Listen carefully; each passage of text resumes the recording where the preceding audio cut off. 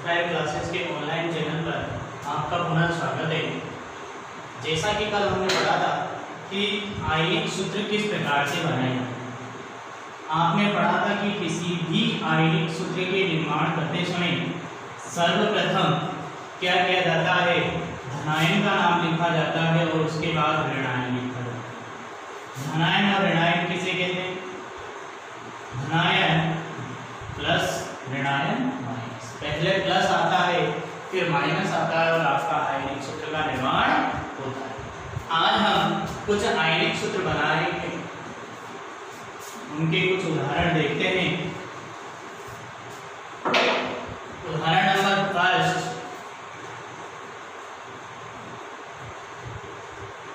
पहला उदाहरण है, सपोज दैट आपसे पूछा जाए अमोनियम क्लोराइड का आयनिक सूत्र क्या होगा, तो आपका आंसर क्या होगा। देखिए कल हमने लिखे थे कुछ महत्वपूर्ण धनायन और ऋणायन, उनमें से एक था अमोनियम NH4+, दूसरा क्लोरीन, ये हमने नहीं लिखा था। क्यों? क्योंकि हमें मैजिक नंबर याद नहीं, 2, 10, 18 और 32, और क्लोरीन का परमाणु क्रमांक 17 के पास आता है। इसके हिसाब से ये एक इलेक्ट्रॉन क्या करेगा, त्यागेगा, और कितना आएगा, -1 और +1, -1 और +1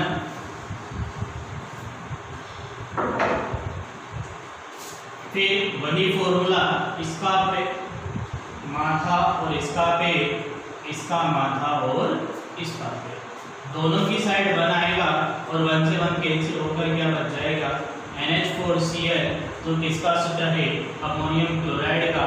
इसी प्रकार एक और उदाहरण देखिए, आपसे पूछा जाए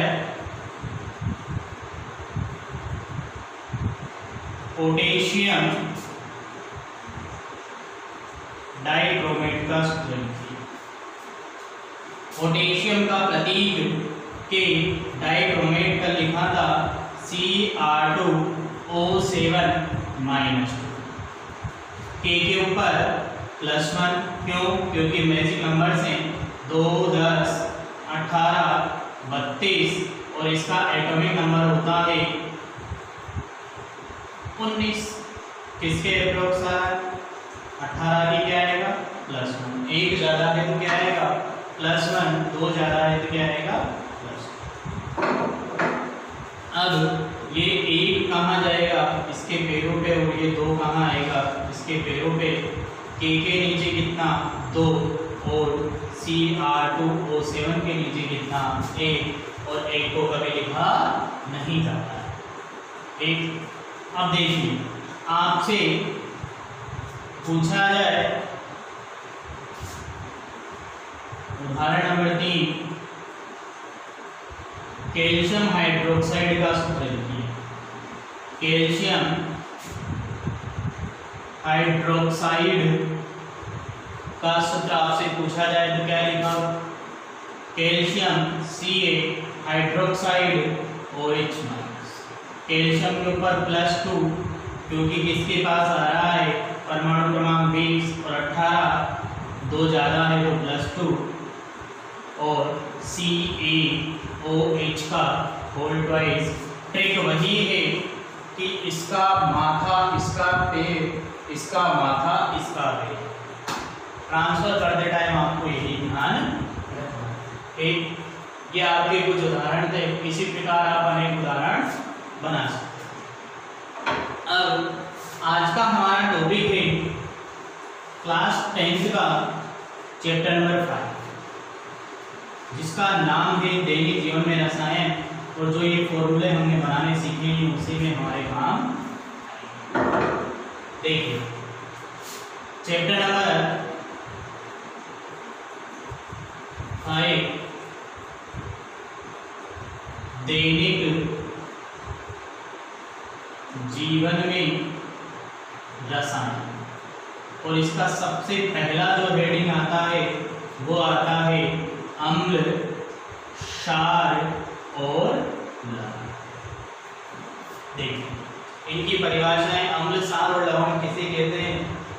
क्या परिभाषाएं हैं वो आपको आनी चाहिए। सबसे पहला हमारा टॉपिक है अम्ल, जिसे हिंदी में बोला जाता है, इंग्लिश में एसिड। एसिड की परिभाषा नॉर्मल सामान्यतः हम क्लास 9 से नीचे यही पढ़ते हैं कि अम्ल वे होते हैं, अम्ल वे होते हैं जो स्वाद में खट्टे हो। अम्ल वे होते हैं जो स्वाद में खट्टे हो। और यदि सार बेस की आपसे परिभाषा पूछी जाए तो हमारा आंसर होता है कि वे पदार्थ या क्षार वे होते हैं जो स्वाद में कड़वे हो। कड़वे हो या खारे हो क्या कहलाते हैं? क्षार। और जो स्वाद में खट्टे हो क्या कहलाते हैं? अम्ल। ये हमारी परिभाषा है जो पूर्णतः स्टैंडर्ड परिभाषाएं नहीं हैं। इन परिभाषाओं में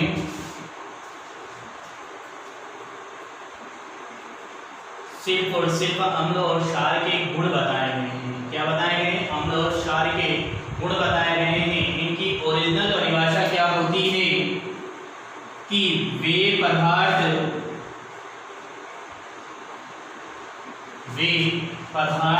जो जलीय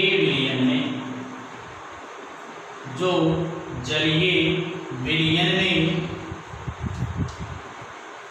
H प्लस, कौन सा?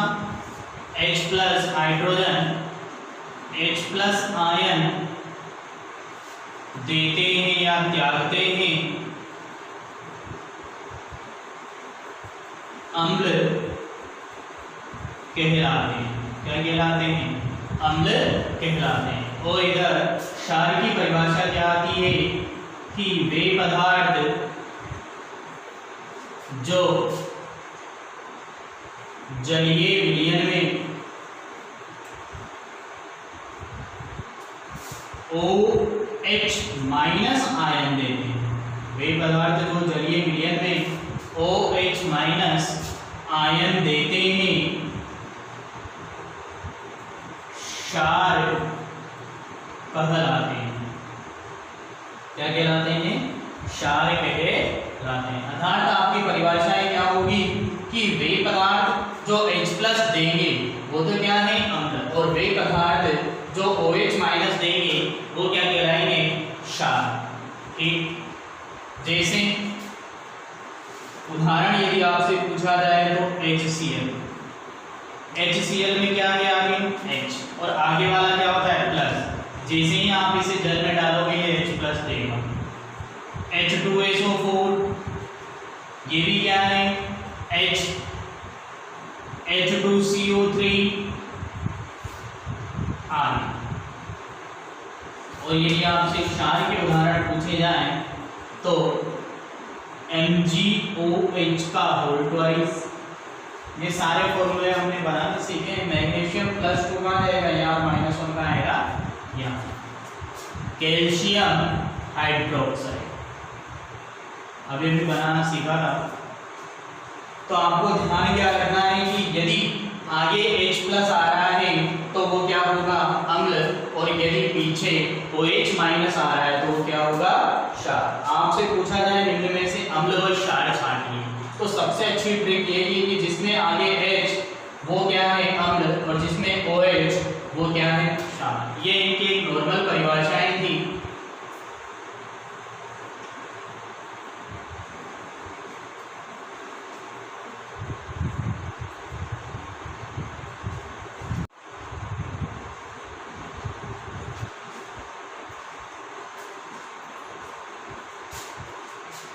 इसके बाद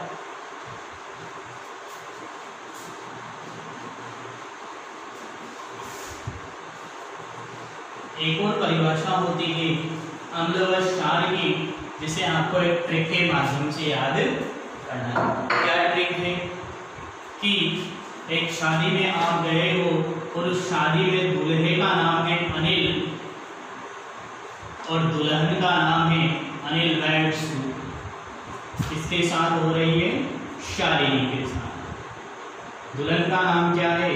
शालिनी। ये जो ट्रिक है, ये ट्रिक लिटमस पत्र से रिलेटेड है। किससे रिलेटेड है? लिटमस पत्र से रिलेटेड है। क्या ट्रिक है? अ से अम्ल, अ से क्या होता है? अम्ल, और शा से क्या होता है? क्षार। नी से नीला और ल से लाल। दैट मीन्स अर्थात अम्ल किसे कहोगे? वे पदार्थ या वे विलयन या वे पदार्थ जिनका जलीय विलयन जैसे ही आप नीले लिटमस पत्र पर डालते हो, किस पर डालते हो? नीले लिटमस पत्र पर डालते हो, तो वो लिटमस पत्र कैसा हो जाता है? लाल। क्या कहलाएंगे? अम्ल। तो अम्ल का एक गुण होता है, अम्ल नीले लिटमस पत्र को, नीले लिटमस पत्र को लाल कर देते हैं। क्या कर देते हैं? लाल कर देते हैं। अब क्षार की साइड चलते हैं। ल से लाल, नी से नीला। तो क्या परिभाषा होगी? क्षार लाल लिटमस पत्र को, लिटमस पत्र को नीला कर देते हैं। ठीक। तो अनिल और शालिनी, अनिल की शादी किसके साथ हो रही है? शालिनी के साथ। अनिल से अम्ल नीले को क्या करेगा? लाल। शालिनी क्षार लाल को क्या करेगा? नीला। ओके।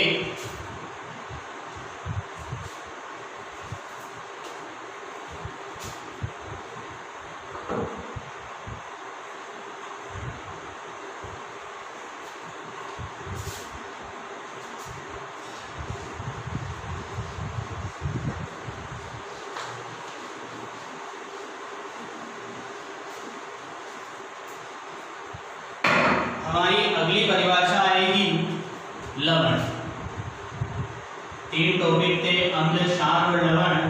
तीसरी परिभाषा लवण। हम इनकी बेसिक जानकारी के हम पढ़ रहे हैं। लवण किसे कहते हैं? जब अम्ल व क्षार मिलते हैं, जब अम्ल व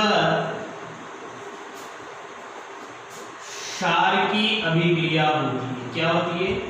अभिक्रिया, रिएक्शन। अम्ल और क्षार मिलते हैं, अभिक्रिया होती है,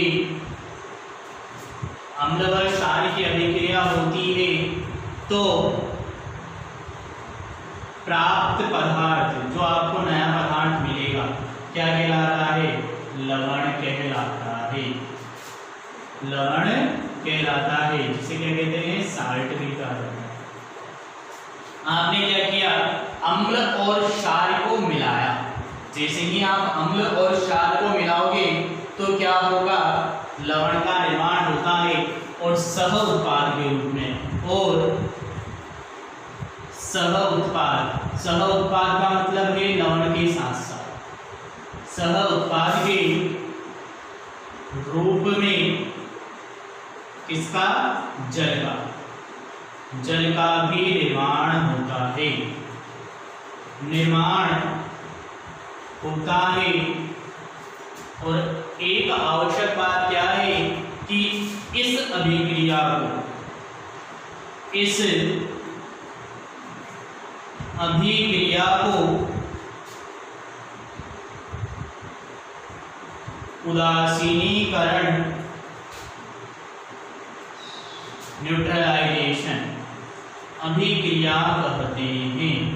जो ये अभिक्रिया हुई है, इस अभिक्रिया को उदासीनीकरण अभिक्रिया के नाम से जाना जाता है। तो आपसे पूछा जाए लवण किसे कहते हैं? जब अम्ल व क्षार की अभिक्रिया, अम्ल व क्षार की अभिक्रिया होती है तो जो प्राप्त पदार्थ है वो क्या कहलाता है? लवण कहलाता है। और सह उत्पाद के रूप में क्या बनता है?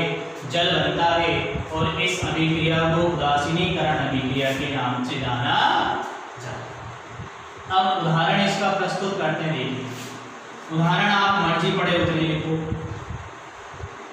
जैसे कोई भी एक अम्ल ले लो, अम्ल में आपको क्या याद रखना है? आगे क्या आएगा?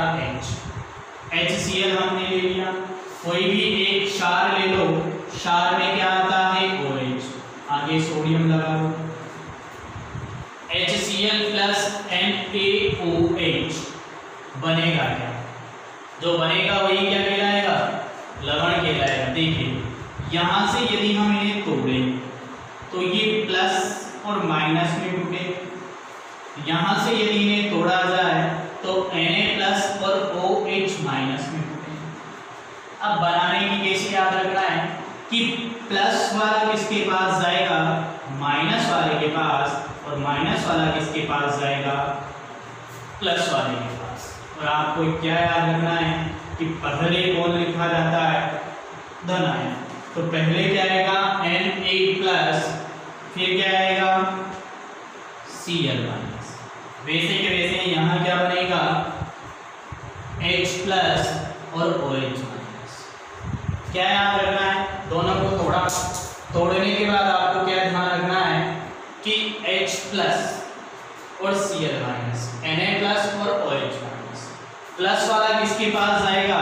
माइनस वाले के पास। और माइनस वाला किसके पास जाएगा? प्लस वाले के पास। अपोजिट बिल्कुल क्या होगा? अपोजिट होगा। बना क्या? Na प्लस और Cl। फिर वही ट्रिक, यहाँ -1 और यहाँ +1। इसका माथा इसका पे, इसका माथा इसका पे, और एक से एक कैंसिल। वैसे के वैसे यहाँ एक से एक कैंसिल। आपके पास बन गया NaCl और यहाँ हो गया H2O। जो ये NaCl है इसका नाम क्या होगा? Na sodium. और Cl का क्या होता है? Chlorine, chloride. H2O किसका सूत्र है? जल का। इसका सूत्र है जल का। एक नोट कीजिए।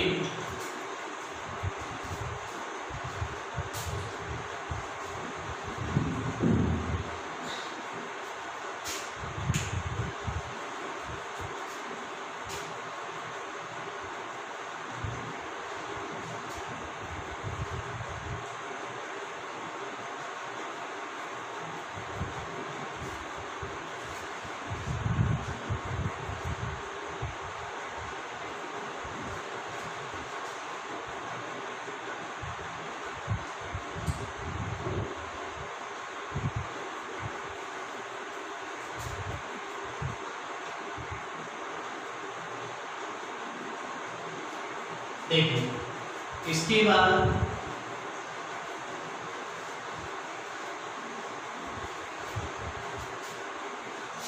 अम्ल और क्षार के कुछ प्रकार हैं, वो आपको याद होने चाहिए कि कितने।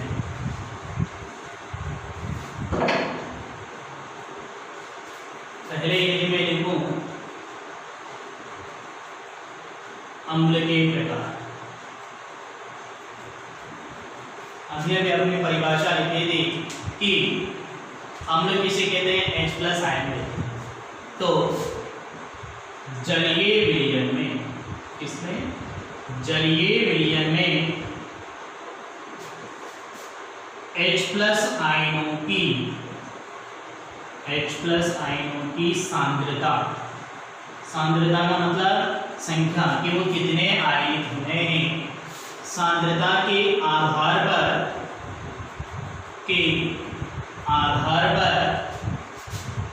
अम्ल दो प्रकार के होते हैं। कितने प्रकार के?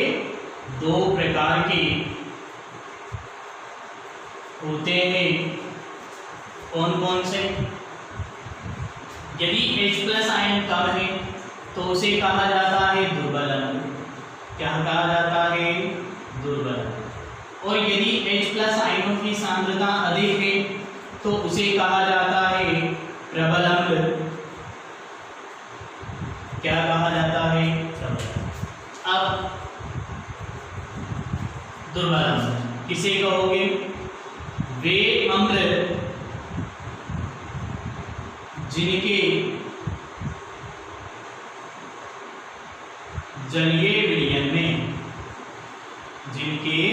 जलीय विलयन में H प्लस आयनों की सांद्रता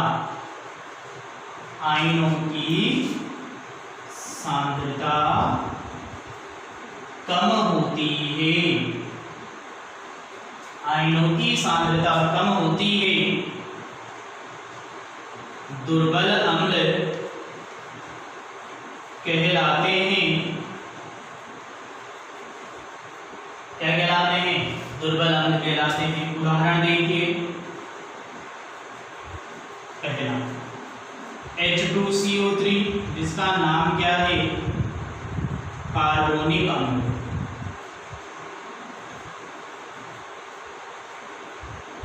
दूसरा CH3COOH जिसका नाम है एसिटिक अम्ल, दही एसिटम।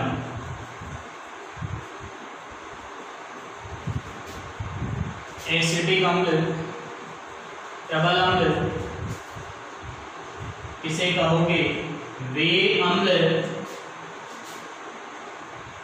जिनका जलीय विलयन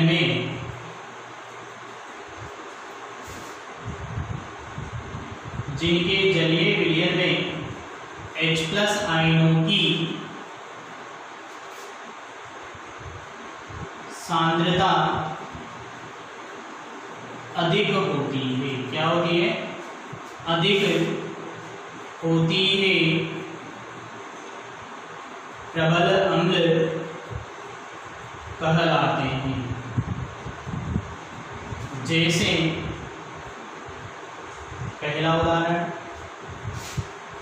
HCl हाइड्रोक्लोरिक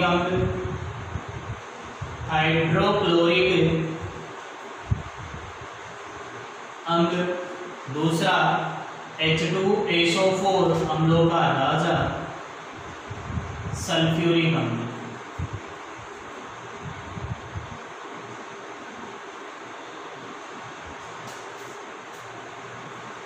इन दोनों की एक एक विशेषताएं और हैं। क्या विशेषताएं हैं कि देखिए कि H प्लस आयनों की सांद्रता कम, H प्लस आयनों की सांद्रता अधिक और कम कब होगी?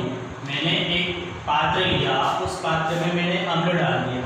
अब उसमें H प्लस आयनों की सांद्रता कम कब होगी? जब उसका पूर्ण वियोजन नहीं होगा। अर्थात क्या परिभाषा है कि दुर्बल अम्ल का जल में पूर्ण वियोजन, दुर्बल अम्ल का जल में पूर्ण वियोजन नहीं होता है। इधर क्या है कि प्रबल अम्ल का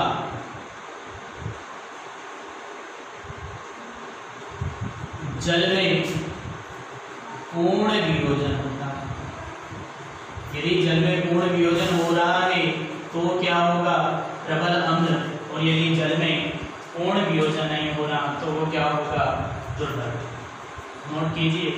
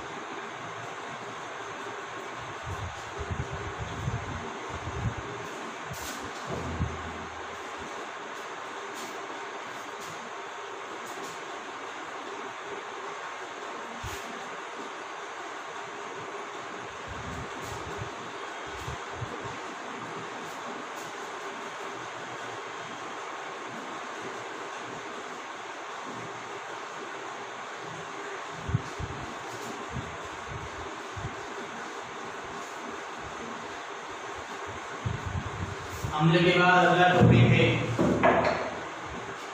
क्षार के प्रकार। तो क्षार भी इन्हीं की तरह दो भागों में बांटे गए हैं। कितने भागों में? दो भागों में।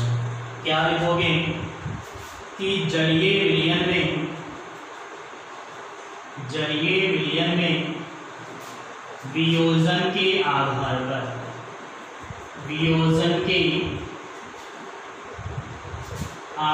पर क्षार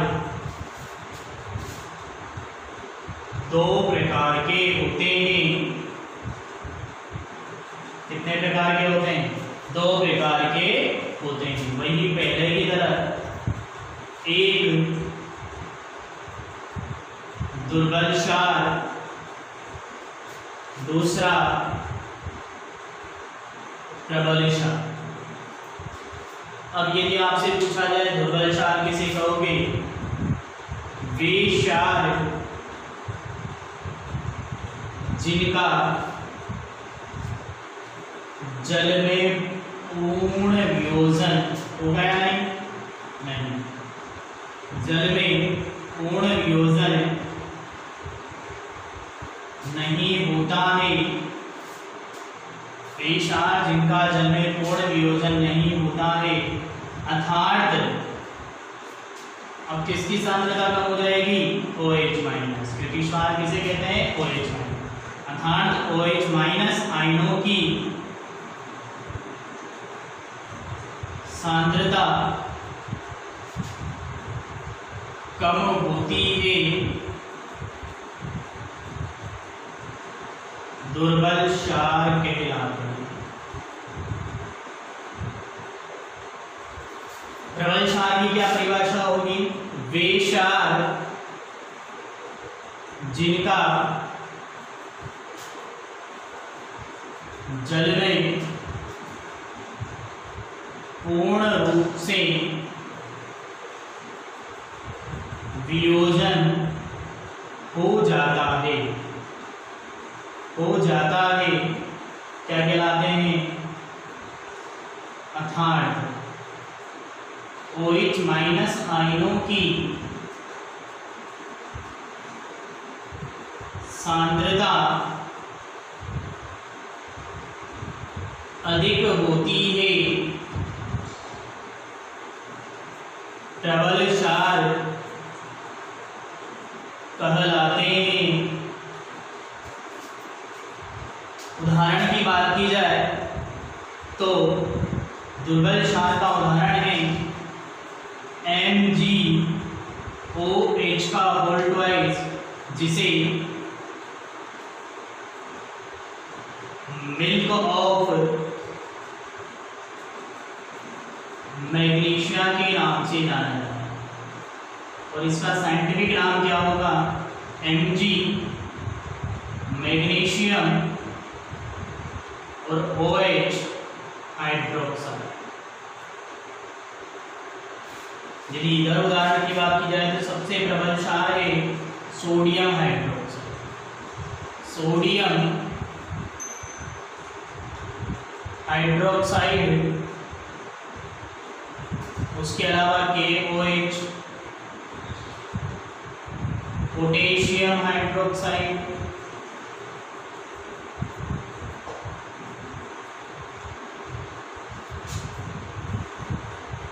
ठीक। ये आपके क्षार के प्रकार। तो आपने क्या पढ़ा कि क्षार और अम्ल किसे कहते हैं? उसके बाद अम्ल और क्षार के प्रकार आपने पढ़े। क्षार कितने प्रकार के? दो प्रकार के, दुर्बल क्षार, प्रबल क्षार। वे क्षार जिनका जल में पूर्ण वियोजन नहीं होता है क्या कहलाते हैं? दुर्बल क्षार कहलाते हैं। वे क्षार जिनका जल में पूर्ण रूप से वियोजन हो जाता है, प्रबल क्षार। उदाहरण देखा जाए तो MgOH का होल ट्वाइस क्या है? एक दुर्बल क्षार। और हमारे पेट में जब एसिडिटी होती है, क्या होता है? एसिडिटी होती है ना, हम क्या करते हैं? इनो का यूज करते हैं। किसका यूज करते हैं? इनो का। उस इनो में कौन सा क्षार होता है? MgOH का होल ट्वाइस। ये क्या करता है? हमारे पेट की जो अति अम्लता है, मतलब एसिडिटी है, उस एसिडिटी को न्यूट्रलाइज करके किसमें कन्वर्ट कर देता है? लवण।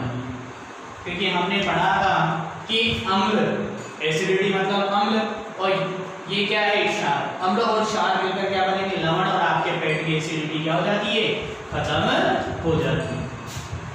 आज के लिए इतना ही बहुत। अगला नेक्स्ट वीडियो में चैनल को लाइक और सब्सक्राइब करने के लिए धन्यवाद।